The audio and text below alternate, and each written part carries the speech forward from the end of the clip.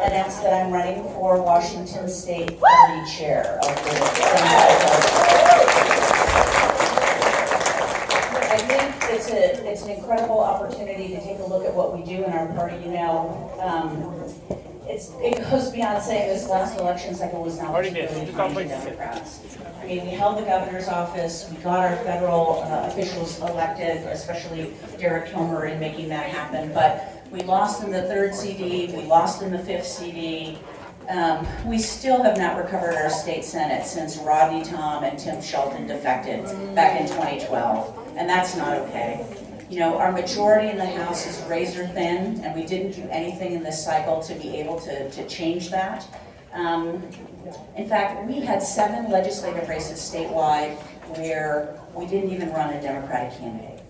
And that's not okay. We need to fight every place in the state of Washington and make sure that Democrats win.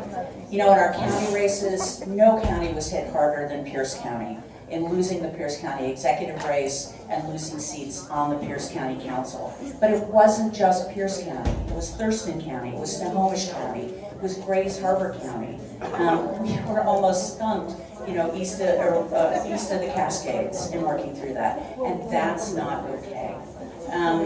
In Snohomish County, we lost Hans Dunshee, you know, who had left the legislature to be on the county council there, and that's an incredible loss, not just for Snohomish County, but for the entire state of Washington.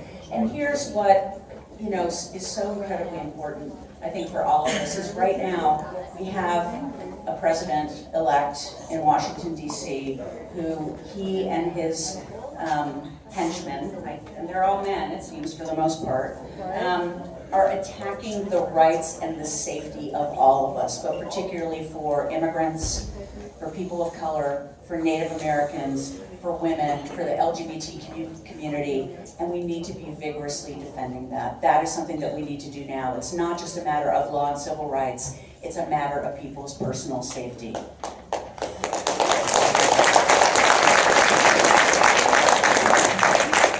We're about to face a devastating economic impact from the policies of that president-elect and his cohorts here in Washington State. Working people will suffer under this administration. Working people are not going to get a fair break. Take a look at who is been chosen for labor secretary. This is not somebody who's going to support a fair and working wage. Our party needs to stand up for working people. We are the party of working people. We need to represent them, we need to include them, and we also need to make sure that we are listening to each and every voice. And we can't keep doing that if we keep losing these critical state and local seats. It's just not going to happen. We've got to change. We've got to find a way to make sure that we are expressing our democratic values to each and every person here in Washington State. I believe that we need a chair who's going to work on that we must believe in a real sharing of power. You know, once every 4 years we do a coordinated campaign. You know what? Once every year we spend a whole heck of a lot of money to bring people in from out of state to tell us what to do.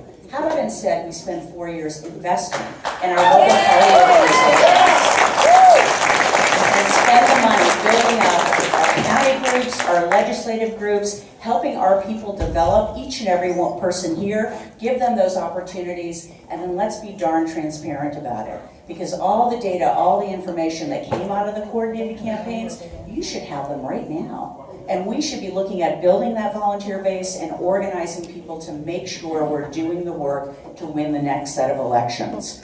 We need to be inclusive, not restrictive. We need leadership that's got managerial skills, that have actually run in elections and know what that's like, that can fundraise, that can really make sure that there's leadership that is not about holding on to power, but is about sharing power throughout the entire state of Washington in our county organizations, in our legislative districts. Now this goes beyond, you know, doing a listening tour around the state. It really means that we have to do something we've never done as a party after an electoral cycle, which is really take a hard look at ourselves. Take a hard look at what worked and what didn't work and be willing to make that happen.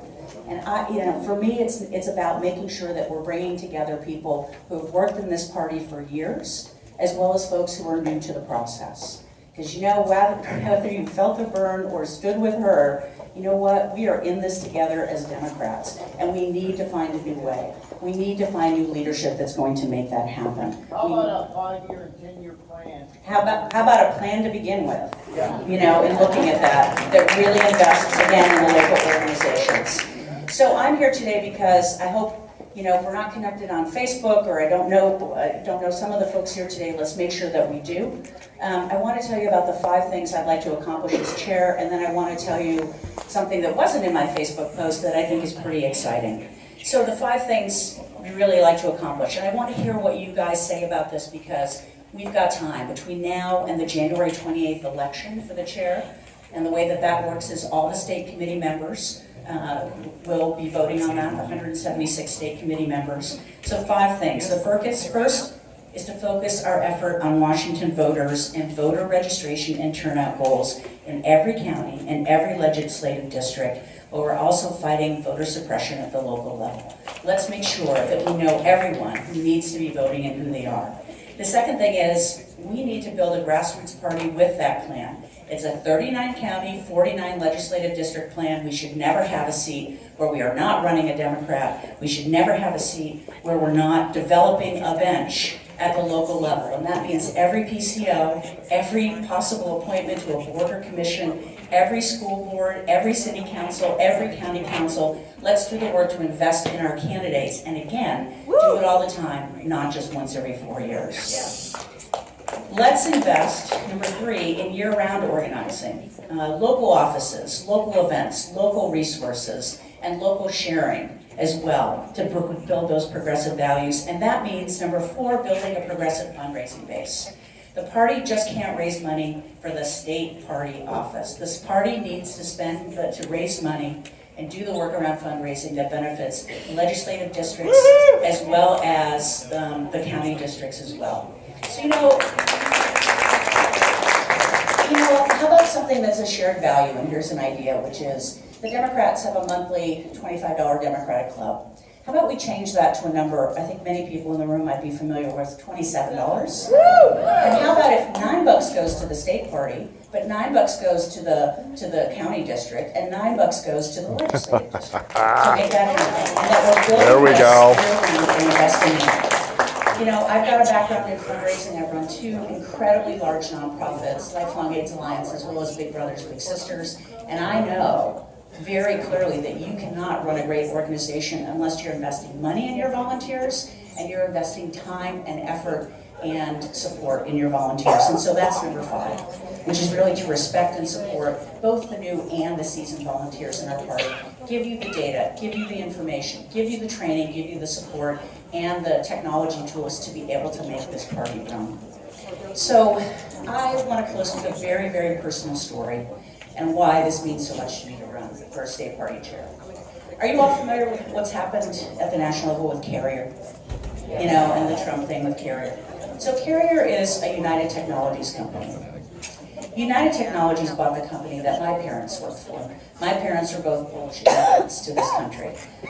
You know, the only reason our family had our little 900 square foot house that I grew up in was because they were union members. My dad was a machinist and a UAW shop steward. My mom was a machinist. Let me tell you what companies like United Technologies do. When my dad, they sold the company that my parents were a part of. And I get all teary-eyed talking about this because it really matters to me. They sold the company that my parents were a part of to a company in South Carolina that was a right-to-work state. So those union wage jobs left from where they were. But then that company got sold not once, not twice, but 3 times. In the course of doing that, their health care and their pension benefit plans were also sold. So when my dad was dying of prostate cancer, we couldn't get the hospice care he needed to die with dignity. That's not okay. My mom, a 30-year machinist, her monthly pension as a result of this is $297 a month. Who lives on $297 a month? Nobody. This is what we have to fight as Democrats. This is what we're talking about when we talk about being the party of working people. This is what it means for all of you to be here today and sit through a reorganization meeting on probably one of the last nice days in December, to do this work, to get out there and support the people that we care about. As a Democratic Party, we have a voice, we have values that need to be out there and expressed. And I believe, as state party chair, I can help make that happen. Now, running for state party chair means, according to state law, that your vice chair has to be someone of the opposite gender.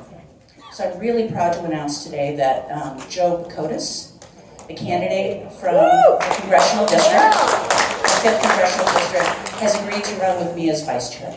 This will make the most diverse pairing of a chair and vice chair in the 35 years that I've been a part of the Democratic Party in Washington State. To have an out lesbian and a Native American man at a time where our Native American communities and brothers and sisters are the people standing between us and the destruction of our planet makes a statement. And it makes a statement to the people of Washington, but it also makes a statement around the country. I look forward to talking to everyone about this particular race. Please like me on Facebook or Let's Talk. And thank you for being the Democrats that you are. I really appreciate it. Thank you.